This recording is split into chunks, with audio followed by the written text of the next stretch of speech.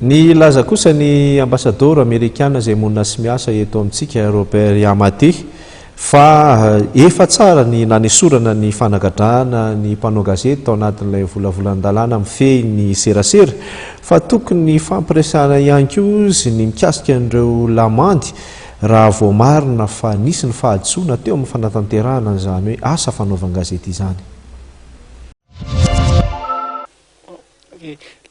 Let me first open up again talking about access here. Well, and it's about communications. And it's about being... Momba lay fandanina ny code de communication de nivony anteniera de ikeko ny tena hoe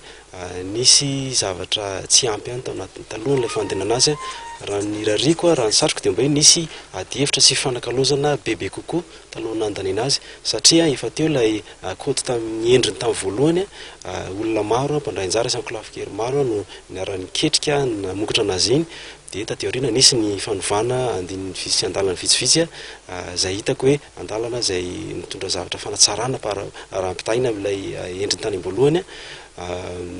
raha ny satroka de hoe nisy fifanakaloza-kevitra indray na bebe kokoa momba andreo fanovana reo talohany tena nandanina anazy nefa tsy zay moa ny zava-misy de azo ambara fotsiny ny azo ambara fotsiny kama de hoe le fanovana efa nisy aloha zany nefa raisitsika zavatra tsara de ampirisiana nisy iny zay fanakalozana sy fiaraha-miketrika zay fiaraha-misaina zay alohan'ny anapahana zavatra toy ireny. Ny zavatra tsara marina fotsiny kama anisan'ny tena songadina de hoe teo aloha lay dépénalisation zay niadina efa tanteraka aloha zany de efa hitako hoe dingana lehibe hita tanatin'izay taloha zay fandanina lay code de communication zay manarak'izay satroka koa ny any fankasitrana fitondrana nanaiky ny anafona lay article 20 momba ny cybercriminalité zay hitako hoe fa dingana lehibe na nanekeny an'izay de mankasitraka azy ireo amin'izay.